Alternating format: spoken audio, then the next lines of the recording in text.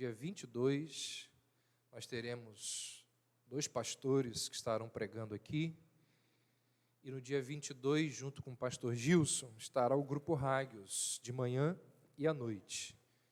Então, queria lembrá-los, de estarmos juntos nesses dias, de você, se puder transferir alguma coisa que tenha agendada para esse dia, deixar para viajar numa outra semana, que você assim o faça. 1 Samuel, capítulo 3. Vamos lá.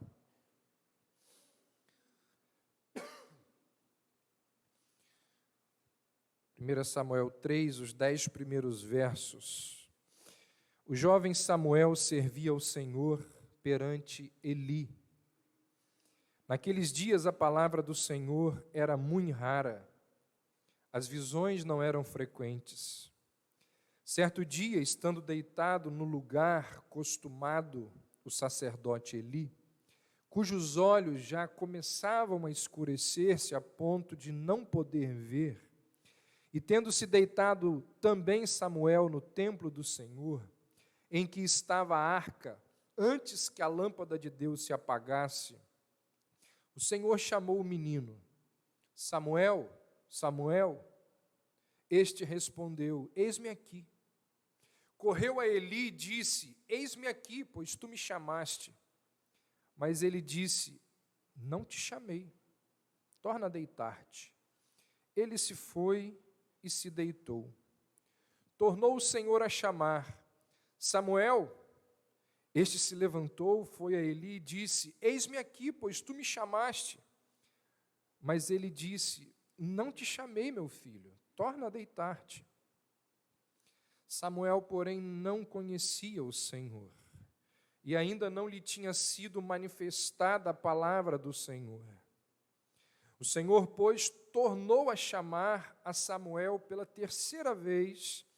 Ele se levantou, foi a Eli e disse: eis-me aqui, pois tu me chamaste. Então, Eli entendeu que era o Senhor quem chamava o jovem. Por isso, Eli disse a Samuel: vai deitar-te.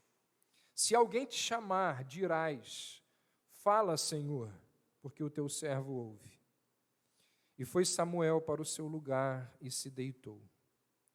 Então veio o Senhor e ali esteve, e chamou como das outras vezes: Samuel, Samuel. Este respondeu: fala, porque o teu servo ouve. Vamos orar? Senhor Deus, nós te pedimos que o Senhor nos ajude aqui neste momento. E pedimos que o Senhor nos fale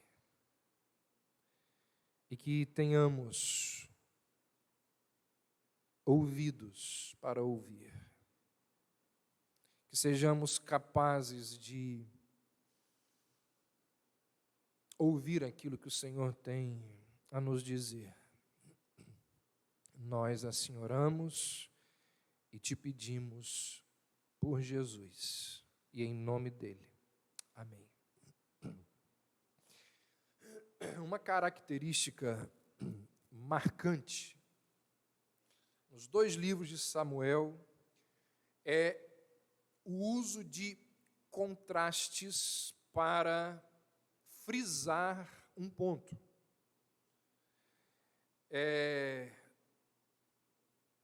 Samuel ele vai usar muito de situações contraditórias para ressaltar uma verdade. Se você se lembra, logo no 1º capítulo, existe ali o contraste entre a Ana humilde, crente, e a hostilidade de Penina. Você percebe esse contraste muito nítido no capítulo 1. Uma mulher humilde, uma mulher contrita, crente, descrita ali, e ao mesmo tempo, uma mulher arrogante, cheia de hostilidade. Tem essa contradição ali, esse contraste entre essas duas mulheres. Aí o texto continua, e nós encontramos no capítulo 2 a comparação ou o contraste que é feito entre Samuel e os filhos de Eli. Nós encontramos ali Ofni e Finéias, que desprezam as admoestações do pai, na verdade, as admoestações do próprio Deus, enquanto que Samuel é alguém que está procurando cumprir as ordens divinas. Se por um lado Ofni e Finéias se rebelam contra o Senhor, Samuel é alguém que obedece ao Senhor, ministra ao Senhor. Então, nós temos um contraste entre duas mulheres no primeiro capítulo. No capítulo 2, nós temos o contraste entre a forma com que Ofni e Finéias lidam com o Senhor e Samuel lida com o Senhor. Se você olhar aí, no capítulo 2, nos versos 17 e 18, esse contraste é gritante. Olha o que diz o verso 17. Os filhos de Eli, final do verso 17, desprezavam o Senhor. E logo depois, no verso 18, diz: Samuel ministrava perante o Senhor. Então, o contraste aqui ele é gritante. E agora, quando a gente entra no capítulo 3, vai novamente existir uma comparação, um contraste entre Samuel e o próprio Eli. Se você observar, verso 2, enquanto Eli está ficando cego, não é isso que diz o verso 2? Que ele está ficando cego, os olhos escurecem a ponto de não poder ver. Enquanto Eli está ficando cego, Samuel recebe uma visão do Senhor. No verso 2 diz que Eli está deitado no lugar costumeiro. E no verso 3 diz que Samuel está no templo servindo ao Senhor. Então, o uso de contrastes é uma ferramenta didática desses dois livros de Samuel. Nós vamos perceber isso ao longo dos nossos estudos aqui, os contrastes que são feitos. Na verdade, o uso de contrastes é uma ferramenta bíblica.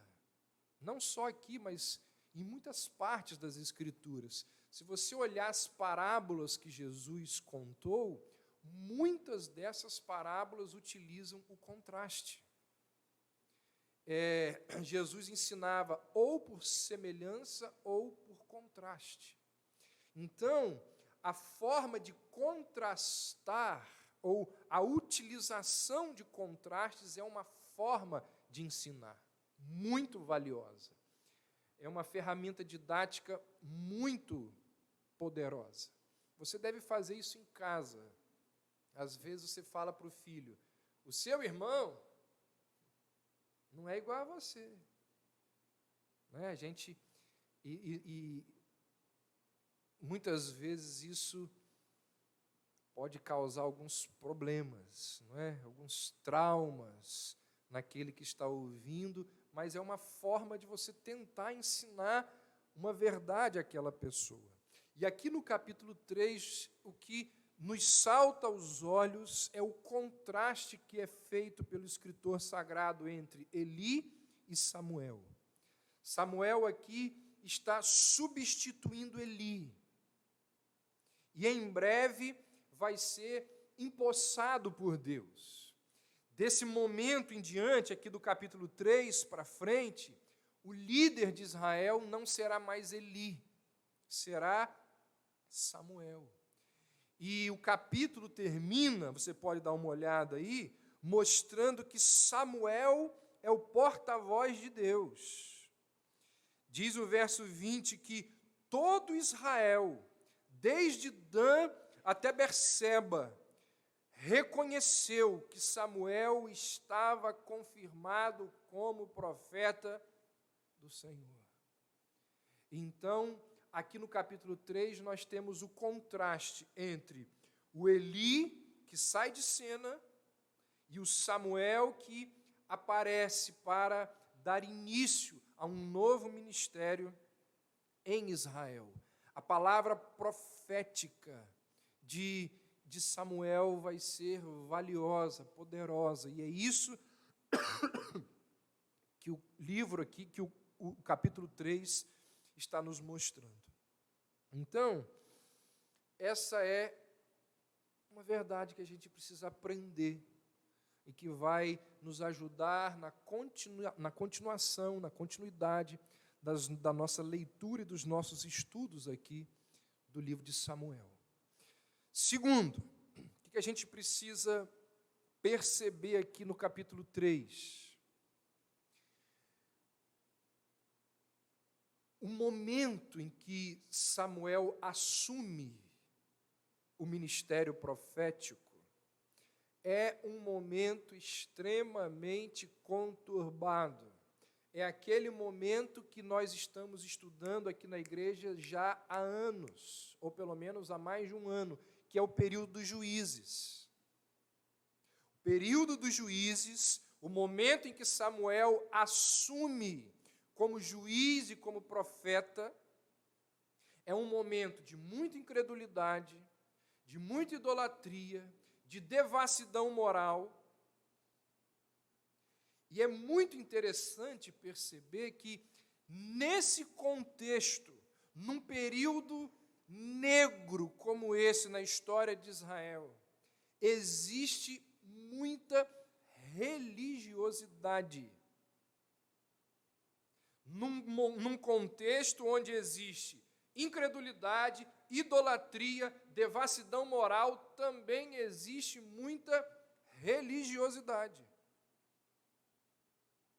A história de Eli e dos seus filhos, descrita aqui nos capítulos iniciais, ela nos mostra que existiam naquele momento ali sacerdotes servindo ao Senhor. Existia naquele momento ali rituais, sacrifícios sendo feitos, rituais sendo observados. Ou seja, a religião caminhava. E a religião caminhava lado a lado com a idolatria, com a incredulidade, com a devassidão moral. E aí a gente pergunta, como que é possível a religião e a imoralidade coexistirem tão confortavelmente? Algo que ainda continua acontecendo nos dias de hoje. Você encontra pessoas altamente religiosas e, ao mesmo tempo, imorais. E, ao mesmo tempo, incrédulas. Cheias de caminhos tortuosos e religiosas. Vivem lá, vivem vidas duplas. Acontece. Aos montes. Mas como que é possível a religião e a imoralidade coexistirem de forma tão confortável? Como aqui, como naquele tempo, e como nos dias de hoje. O texto nos dá a resposta. Por que que religião e idolatria e incredulidade e imoralidade convivem? Olha o que diz o verso 3. Verso 3, não.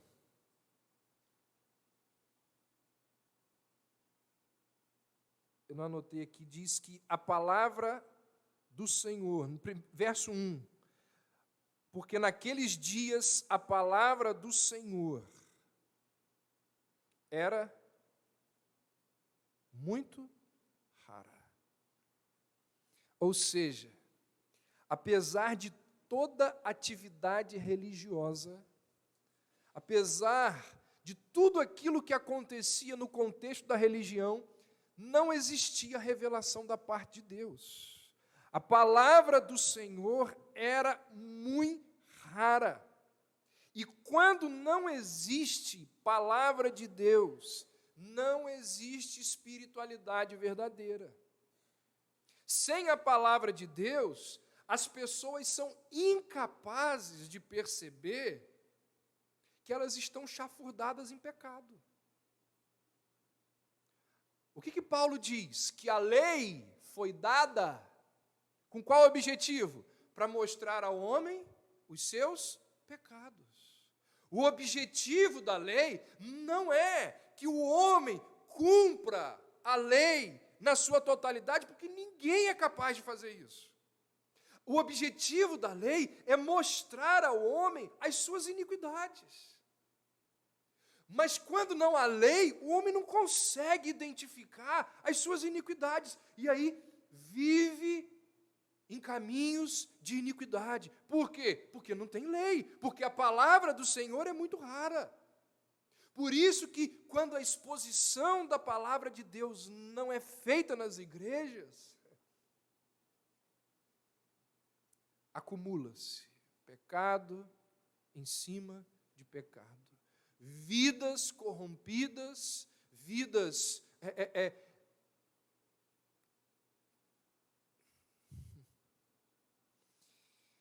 pecado sem a palavra de Deus, ele não é confrontado.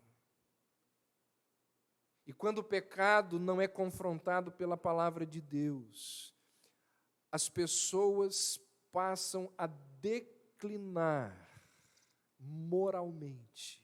As pessoas começam a ter vidas libertinas, imorais. O salmista disse assim: escondi a tua palavra no meu coração, para não pecar contra ti. Quando não tem palavra no coração, o que acontece é pecado.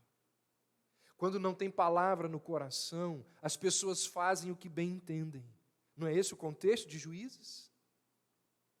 Então, como que existia naquele contexto imoralidade, devassidão, incredulidade, idolatria, ao lado de muita religiosidade? Porque a palavra de Deus naquele tempo era muito rara.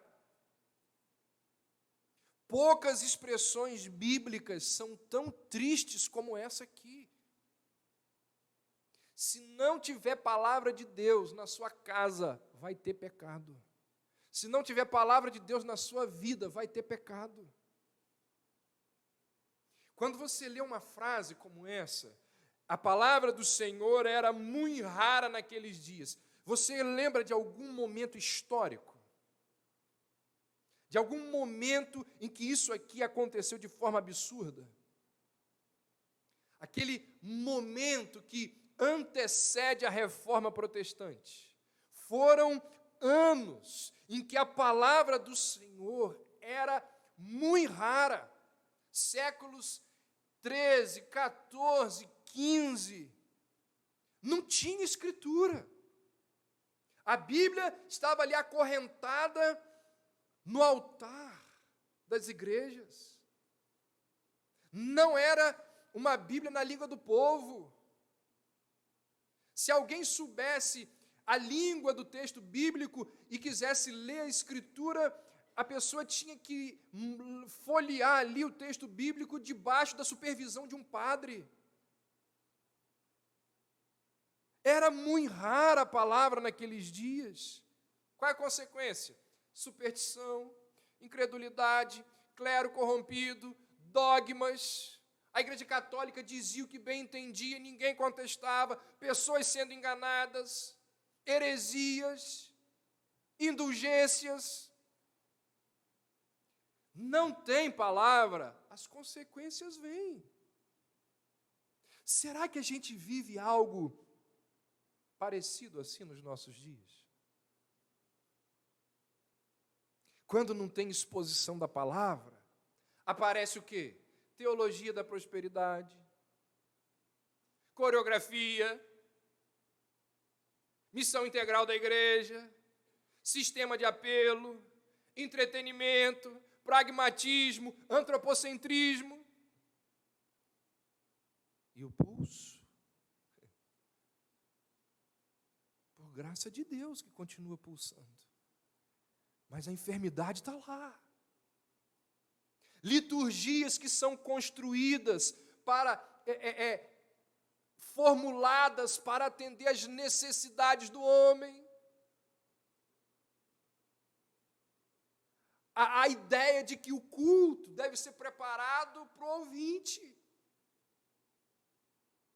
É uma total deturpação do texto bíblico, inversão do sentido de culto. Essas e tantas outras coisas, resultado de quê? A palavra de Deus é rara. Quando não se tem exposição do texto bíblico, seja na igreja, seja na vida familiar, seja na vida pessoal, o que acontece é corrupção, é declínio moral. A nossa geração, ela tem muitas semelhanças com a geração de Eli. Ou seja, nós temos grande quantidade de atividades religiosas. Nós temos aí uma legião de pregadores. Nós temos igrejas com muito dinheiro. E várias pessoas dedicadas às atividades de grandes igrejas. Mas aí você vai numa liturgia, você vai num culto e você... Cadê a palavra? Prédios imensos, 29 ministérios, 8 pastores. E a palavra? E cadê a exposição das Escrituras?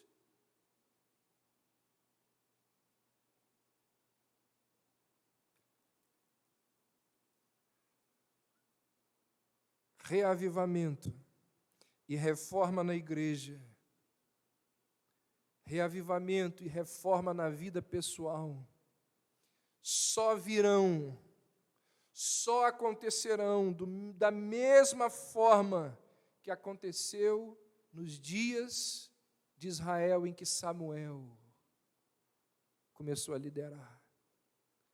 O que aconteceu na época de Samuel? A palavra de Deus foi restaurada. E quando a palavra de Deus ela é restaurada, as coisas começam a mudar. Na igreja, na vida do povo. Alguém disse que esse capítulo de Samuel, ele tem o objetivo de nos despertar da nossa grande letargia, como despertou Samuel do seu sono no início daquela manhã. Como que houve o avivamento na época da reforma? Só a Escritura. ênfase na Escritura. A autoridade é da Escritura. Consequência, Deus fez grandes coisas.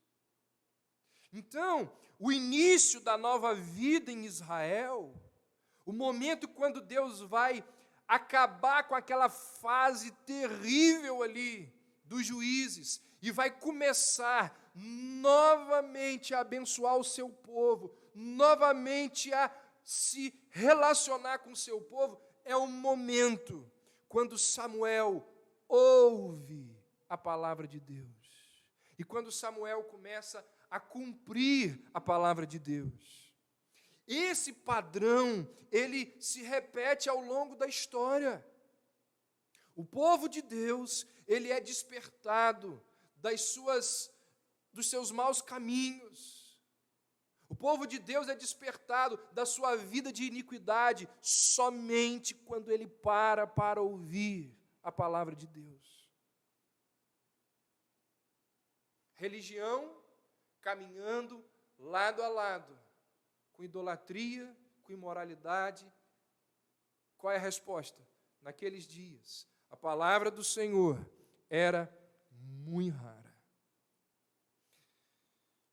Que Deus jamais permita que a sua palavra seja esquecida, desprezada, negociada, corrompida no nosso meio.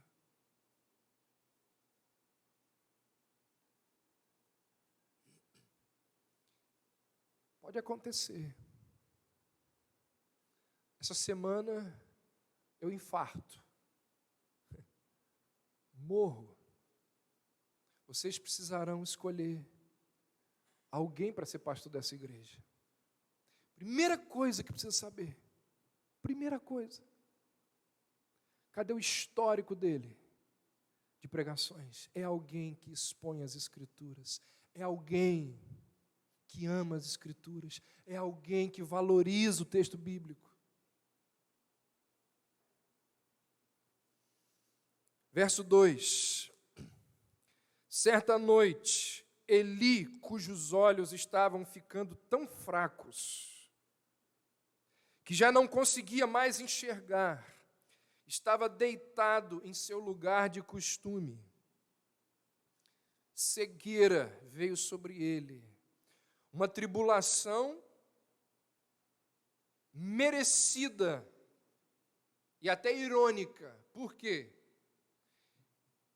Porque ele fechou os olhos para aquilo que os seus filhos faziam.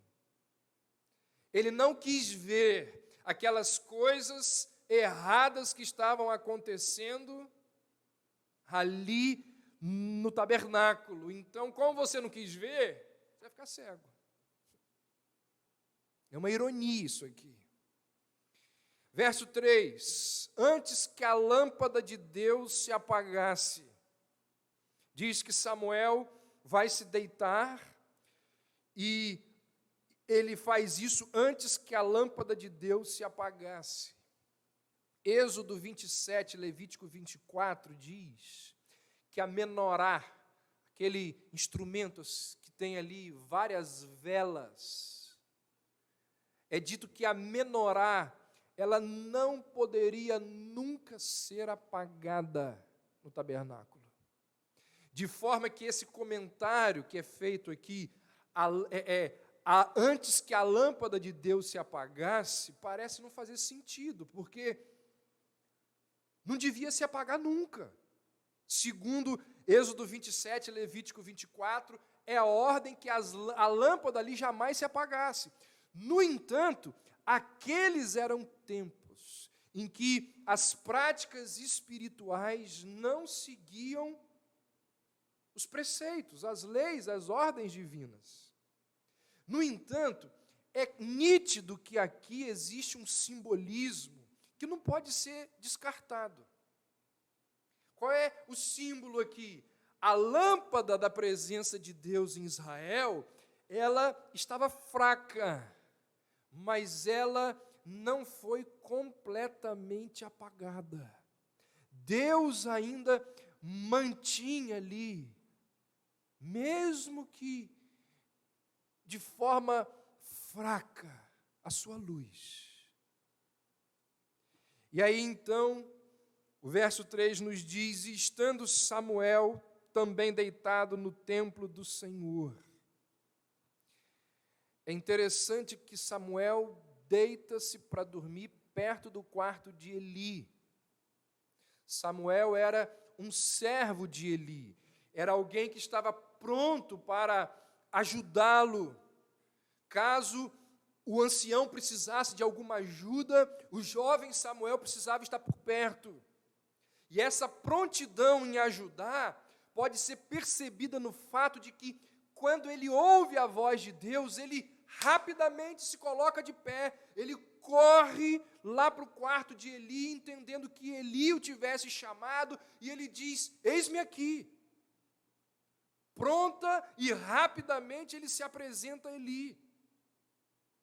Outra coisa que deve ser percebida aqui é o fato de que Eli prefere ter Samuel perto de si do que um membro da sua família, do que os seus filhos.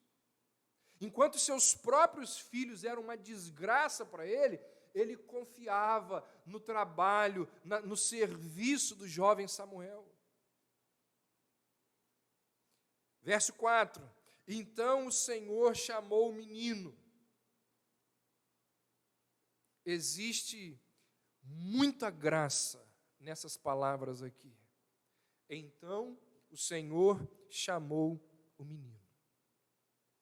Num tempo em que a palavra de Deus havia sido transgredida, pisada pelos próprios sacerdotes, numa época em que a lei de Deus era ofendida e que dava a Deus todas as razões para vir com um juízo severo por causa da sua lei que era ofendida. Num contexto como esse, a voz do Senhor foi ouvida chamando um menino, um filho da sua aliança. Isso é graça. Num contexto de devassidão, de imoralidade, de idolatria, um menino ouvir a voz de Deus, isso é graça. E aqui nós temos a descrição do chamado de um profeta. Na verdade, nós temos aqui o chamado do primeiro profeta na longa linhagem de profetas que serviriam a Deus em Israel. É muito interessante que o modo como a palavra de Deus vem a Samuel, e a maneira como a palavra de Deus vem a Samuel, estabelece um precedente para a revelação divina por meio dos profetas que estavam por vir. O apóstolo Pedro vai falar sobre isso. Pedro vai dizer assim, nunca, jamais, qualquer profecia foi dada por vontade humana. Entretanto, homens santos falaram da parte de Deus, movidos pelo Espírito Santo.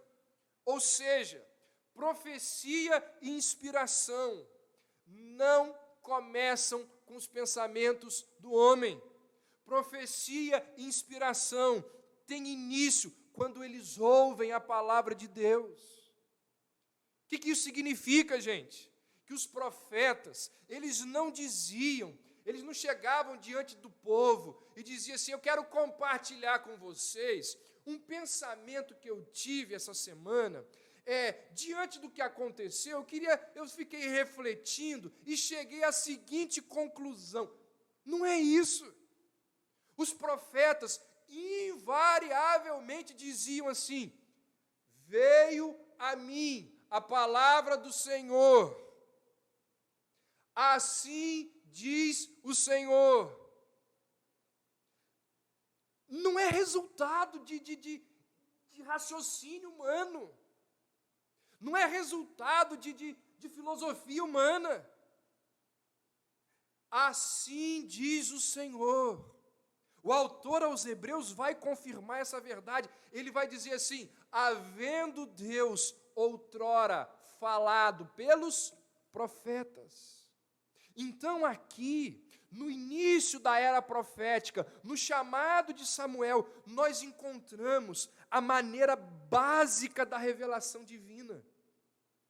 A gente fala assim, como que a Bíblia é a palavra de Deus? Como que essas pessoas escreveram a Bíblia? Uma das principais formas da Bíblia ter sido formulada, Deus transmite uma mensagem audível para ser registrada, para ser proclamada. É a abordagem que é chamada de ditado, onde Deus falava audivelmente com os profetas, e eles ouviam, e eles registravam aquilo que lhes tinha sido transmitido pelo Senhor. É o que acontece aqui, é o pontapé inicial. Deus fala, Samuel, ele ouve. E quando ele se apresenta, no momento em que ele entende que é o Senhor, Deus vai dizer, Deus vai ditar, Deus vai falar. Era assim que acontecia na maior parte das vezes com os profetas. Verso 5. E correndo a Eli, disse-lhe: eis-me aqui, porque tu me chamaste. Mas ele disse: eu não te chamei. Torna a deitar-te. Ele foi e se deitou. Olha como que isso aqui é antigo, ó. Olha como que esses enganos acontecem com muito mais frequência do que a gente imagina. É uma coisa muito mais natural do que se pode imaginar. O quê? Deus nos chama através da sua palavra e nós achamos que é apenas a fala do pastor. Deus nos fala e nós não reagimos de acordo com a fala de Deus. Deus nos chama pelas suas providências e nós olhamos somente para os instrumentos. A voz de Deus está clamando e apenas algumas pessoas reconhecem que é a voz de Deus. Deus está falando e a gente acha que é apenas o homem. Por quê? O homem eu conheço, eu peguei no colo. O homem eu conheço. Já me relaciono com ele há 5 anos. O homem joga bola comigo, o homem come na minha... É o homem que está falando. Deus está falando e a gente está achando que é o homem.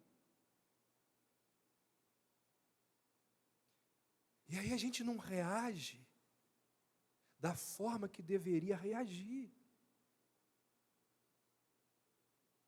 Porque nós cremos, a nossa confissão de fé diz isso. Historicamente, as igrejas creem que quando o texto bíblico é aberto, num contexto como esse, por homens fiéis, Deus está falando. E nós estamos achando que é o homem. E aí a gente pode... As escrituras são expostas, anunciadas, proclamadas, e nós tratamos esse momento aqui como se fosse uma palestra.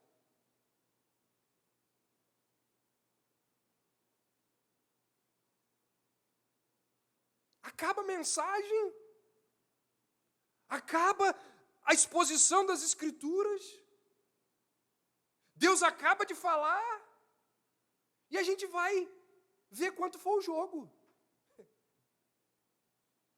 Deus acaba de falar e a gente pergunta para outra pessoa: onde você comprou essa blusa? Sua sandália é tão bonita. Deus acaba de falar e a gente vai ver o Facebook, vai. Não há da nossa parte resposta. Não há da nossa parte contrição, temor, porque a gente acha que é o homem que está falando.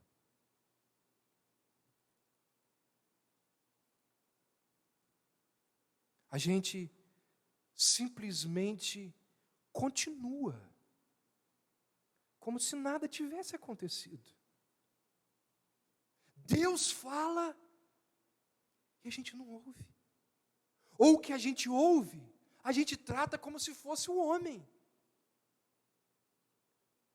E aí a gente faz o quê? Volta a dormir, Samuel. A gente volta a dormir. A gente volta para a nossa letargia. A gente volta para a nossa vidinha.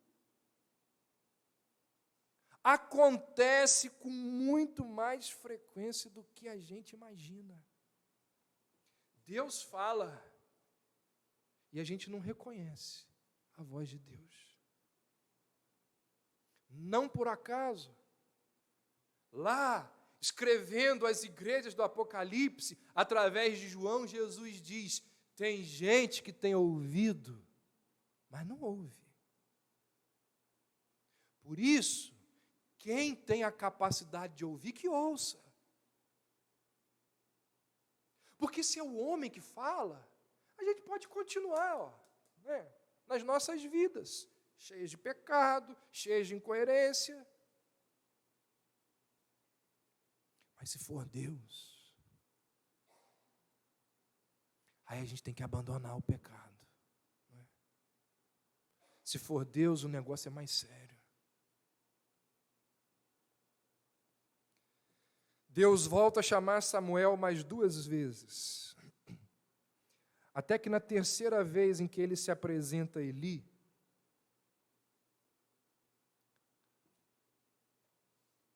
o sacerdote compreende.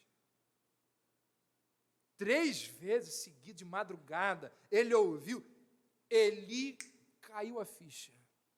Ele entendeu que se tratava de algo sobrenatural, diz o verso 8. Então entendeu Eli que o Senhor chamava o menino. Irmãos, como que isso aqui deve ter humilhado Eli? Isso aqui foi uma humilhação. Conquanto Deus tivesse algo a dizer, ele preferiu falar para o menino, e não para Eli. E para piorar, para humilhar Eli ainda mais, a mensagem que Deus tinha a transmitir era para Eli.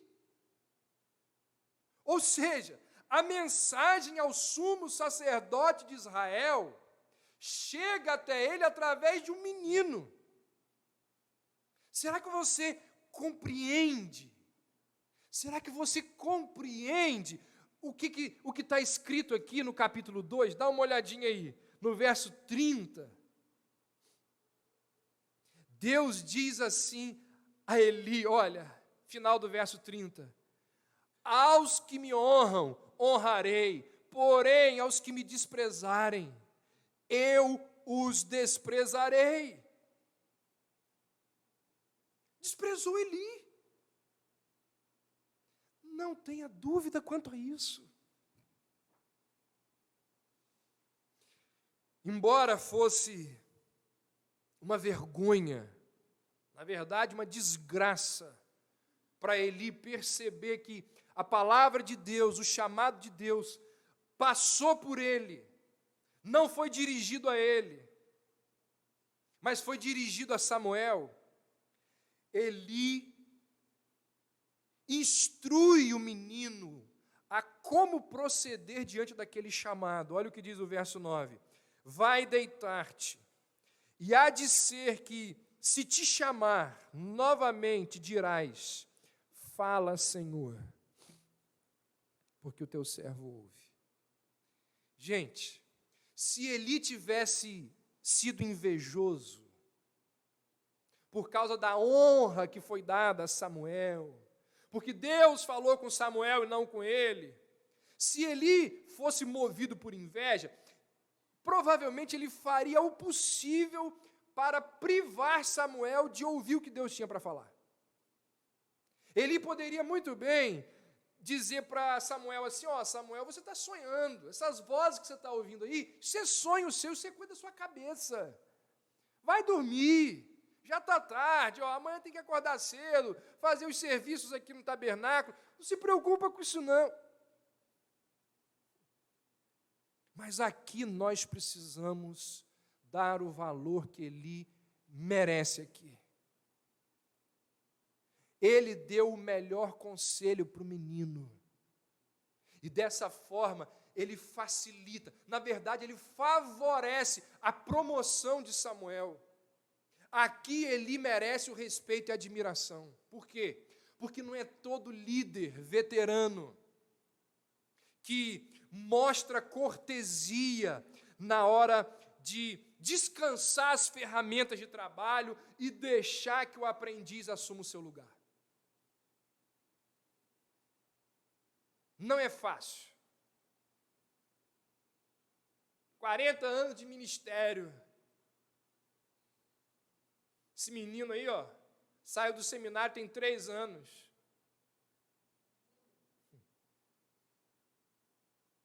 Meu lugar? 40 anos de escritório de advocacia, saiu da faculdade, passou na prova da OAB ano passado. Não abri espaço, não.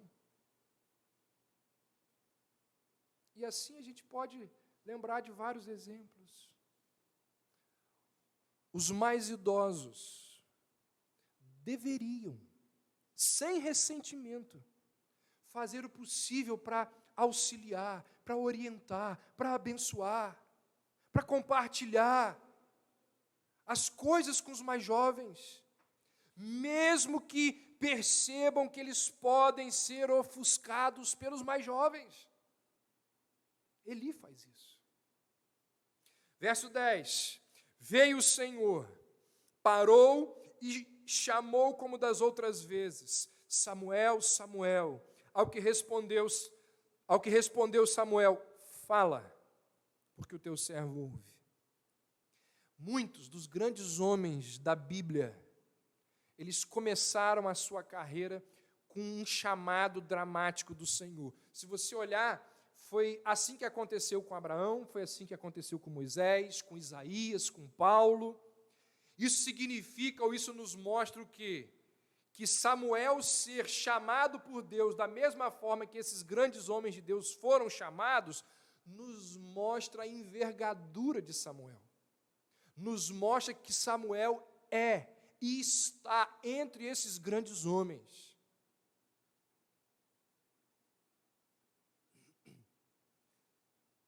Ontem, estava no carro assim, com Arthur, ele virou para mim e falou assim, papai, quando o senhor chegar no céu, quem é a primeira pessoa que o senhor quer ver? Aí eu falei, por que, filho? Você vai fazer o quê? O que você mais quer quando chegar no céu? Eu quero ver as ruas de ouro.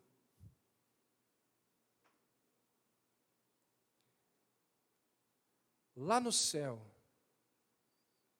nós teremos grandes homens que tiveram grande envergadura, que foram heróis da fé.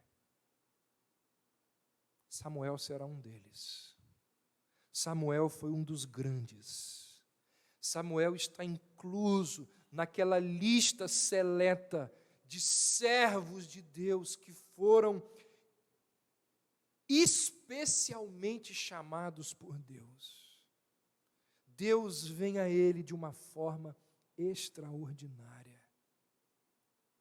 E aí, quando pela terceira vez ele ouve a voz de Deus, é interessante que ele não se levanta, ele não sai correndo, como das outras vezes.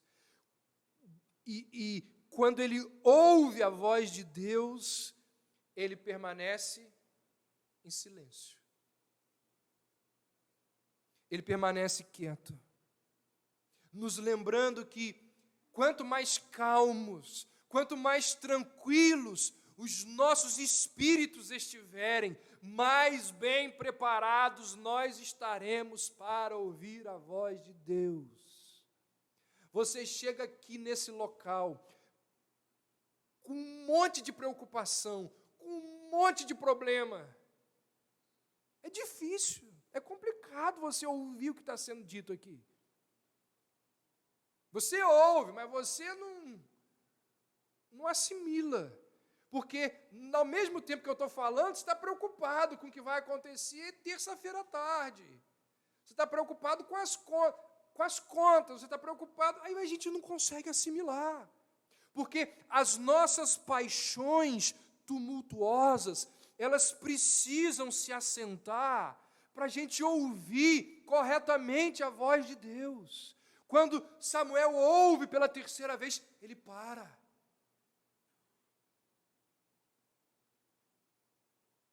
Sabiamente, o poeta ele diz Se eu quiser falar com Deus, trazendo aqui para a nossa realidade o inverso, eu tenho que ficar a sós, apagar a luz, calar a voz, encontrar a paz, folgar os nós dos sapatos, da gravata, dos desejos, dos receios, esquecer a data, perder a conta. Porque quando a gente fica ali no meio do tumulto, não ouve. Tumulto externo e tumulto interno. A água barrenta, ela precisa se assentar para que a gente tenha capacidade de ver o nosso reflexo na água. Enquanto tiver barulho e tiver coisas se mexendo ali, a gente não enxerga. Quando ele ouve pela terceira vez, ele para. Quando nós ouvimos a exposição das Escrituras, todo ruído, todo barulho, todo pensamento vago, toda preocupação, essas e tantas outras coisas, nos roubam o privilégio de ouvir o que Deus tem a nos dizer. É por isso, meu irmão, que quando você entra aqui, você deve entrar e pedir: Senhor, eu estou cheio de preocupação. O Senhor sabe do meu coração que sangra.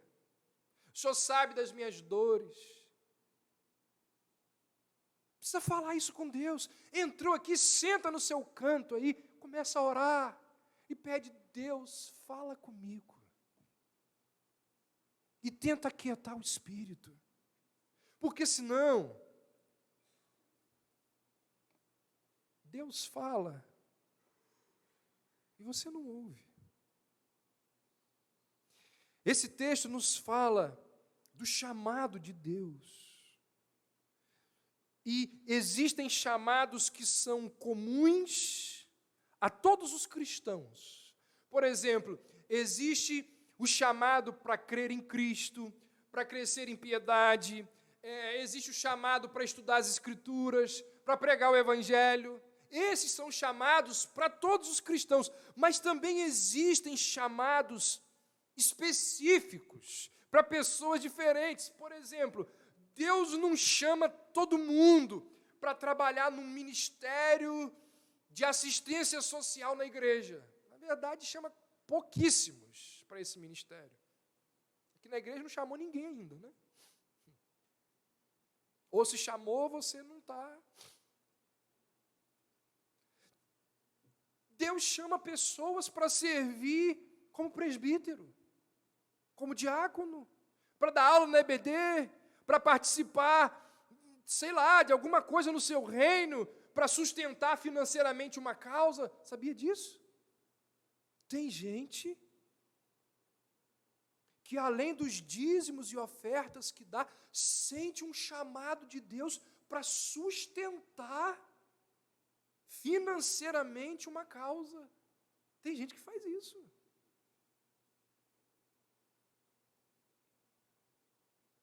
Existem vários chamados de Deus. E deixe-me dizer uma coisa a você. Quando nós ouvimos o chamado, atendemos e nos prontificamos em servir ao chamado, esse é o maior, o melhor investimento que alguém pode fazer na sua vida. Servir a Deus.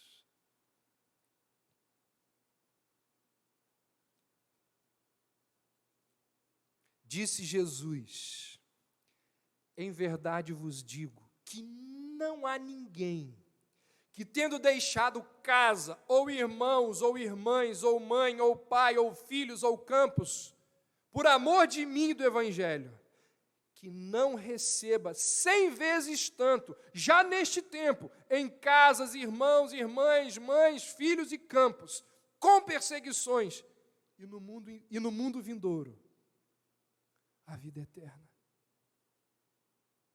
Num determinado momento da sua vida, Lutero disse assim: se eu pudesse ser rei ou imperador, não abriria mão do meu ofício de pregador.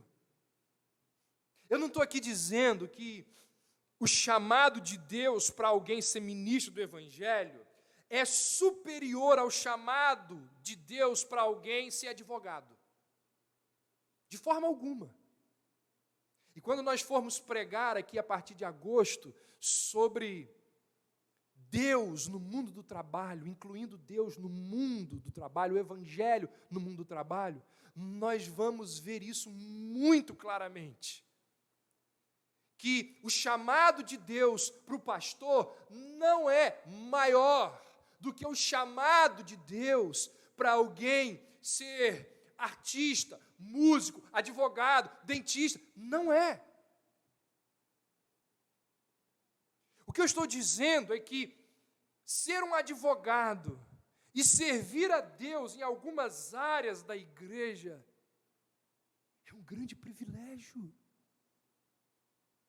O que eu estou dizendo é que encarar a engenharia e como um chamado de Deus para abençoar pessoas é uma honra.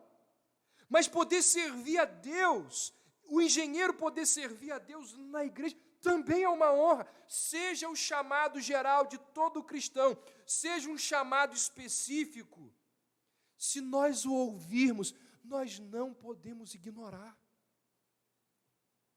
Isso é uma honra. Eu encerro com duas rápidas aplicações sobre o texto. Primeiro, Deus nos fala hoje pela sua palavra. Deus nos fala hoje pela sua palavra. Preste atenção. 1 Samuel 3 não é um texto que está falando de como Deus se revela às pessoas. É provável que muita gente por aí, muito pastor por aí, principalmente neopentecostal, abra um texto como esse aqui, lê isso aqui e fala: ó, tá vendo? Deus fala com as pessoas de madrugada, e Ele falou comigo de madrugada. Ele me chamou e eu ouvi. O texto não está falando disso. O objetivo do texto não é esse. Quando nós lemos um texto como esse, nós não devemos esperar receber visitas de Deus durante a noite.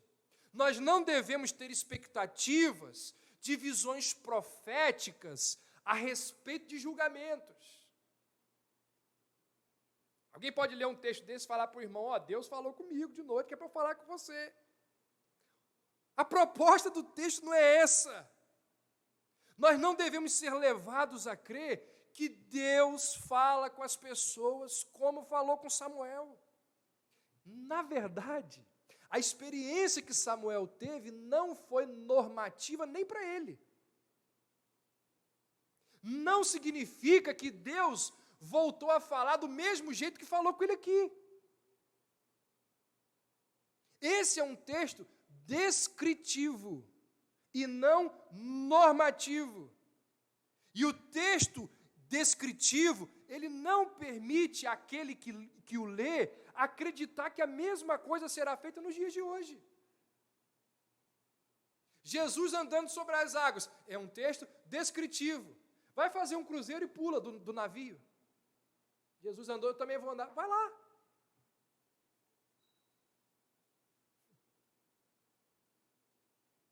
Nós cremos que em nossos dias a palavra normativa de Deus, ela vem até nós unicamente por meio das Escrituras. Nós não cremos em novas revelações. Não cremos. Você virar para mim e falar assim: pastor, o senhor crê que Deus apareceu a mim e disse isso, isso e isso? Não, eu não creio. Não creio. Mas se você virar para mim e disser assim, pastor, o senhor crê que através da leitura das Escrituras, Deus me deu essa e aquela orientação? Eu tenho certeza. Eu tenho plena convicção. Quando eu digo nós da Igreja Batista Reformada. Porque se você crê de forma diferente disso, você não crê como a igreja. Porque no artigo da nossa confissão de fé, na verdade, o que abre a nossa confissão de fé, é dito assim: a Sagrada Escritura é a única regra suficiente, certa e infalível de conhecimento para a salvação, de fé e obediência.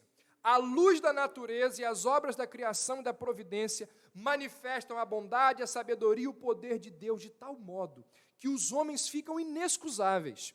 Contudo, não são suficientes para dar conhecimento de Deus e de sua vontade que é necessário para a salvação. Por isso, em diversos tempos e por diferentes modos, o Senhor foi servido revelar-se a si mesmo e declarar sua vontade à sua igreja. E para melhor preservação e propagação da verdade, e o mais seguro estabelecimento e conforto da igreja, contra a corrupção da carne e a malícia de Satanás e do mundo, foi igualmente servido escrever por completo todo esse conhecimento de Deus e revelação de sua vontade necessários à salvação, o que torna a Escritura indispensável. E olha o que diz agora: tendo cessado aqueles antigos modos em que Deus revelava a sua vontade ao seu povo. Deus nos fala hoje pelas Escrituras, pela Bíblia, tão somente pela Bíblia. Acabaram as revelações, como aquelas que aconteceu com Samuel. Quando o cânon bíblico, quando a Bíblia foi fechada, acabaram. Não tem mais. Segundo, e para a gente encerrar, o texto nos mostra que Deus renova o seu relacionamento com o seu povo por meio de pessoas que o honram.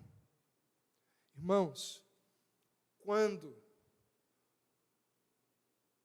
uma pessoa fiel, obediente, humilde, ela se dispõe a, de forma honesta, liderar o povo de Deus, vocês podem ter certeza, o nosso Deus voltará a fazer contato com esse povo.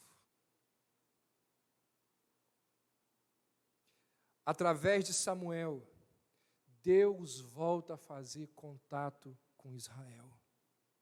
Através de Samuel, a palavra profética, que era rara, as visões divinas que tinham sumido, elas voltam a se fazer presentes.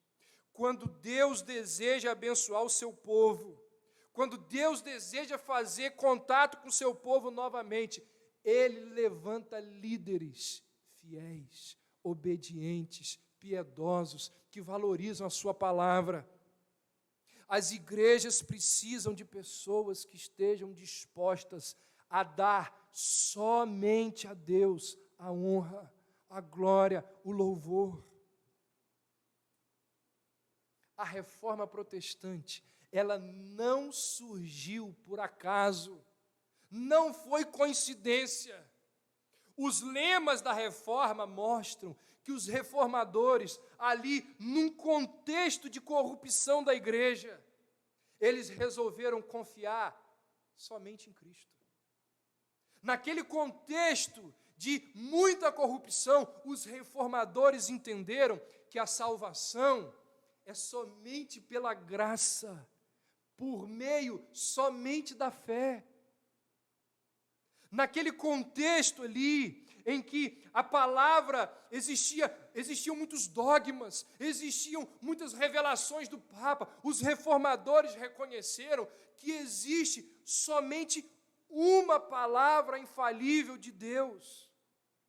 E quando eles assumem essa postura de vida, confiando somente em Cristo, entendendo que nada do que a igreja oferecia como indulgência poderia salvá-los, mas somente a graça, por meio da fé somente. Quando eles entenderam isso, e entenderam através da única revelação de Deus, que era a palavra, o que aconteceu foi que eles começaram a viver somente para a glória de Deus.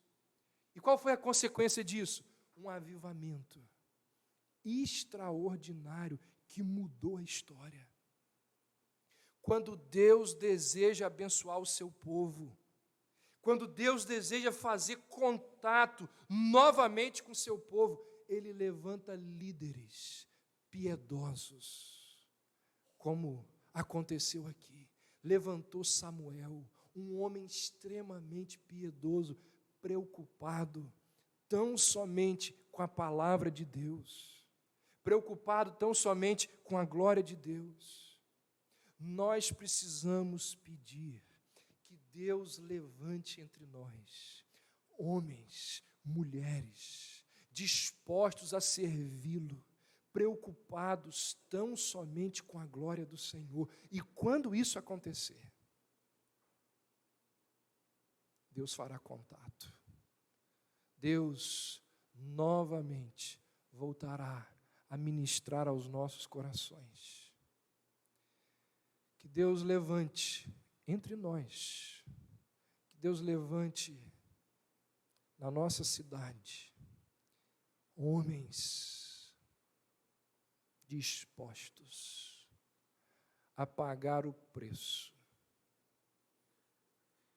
A pagar o preço, porque o preço é alto, de querer dar a glória somente a Deus. O preço é alto, de querer valorizar somente a Escritura e não o ego dos homens. O preço é alto, de querer ter uma igreja, um culto cristocêntrico e não humanista. O preço é alto, mas Deus abençoa. Talvez não da forma como nós imaginamos, mas da forma dele. Ele há de nos abençoar. Vamos orar. Bondoso Deus, louvado seja o teu nome pela tua palavra, que nos abençoa, que nos santifica, que nos esclarece, que traz maturidade aos nossos corações. Obrigado, ó Deus, pelas verdades que aqui aprendemos hoje pela manhã. E que jamais, ó Deus, deixemos de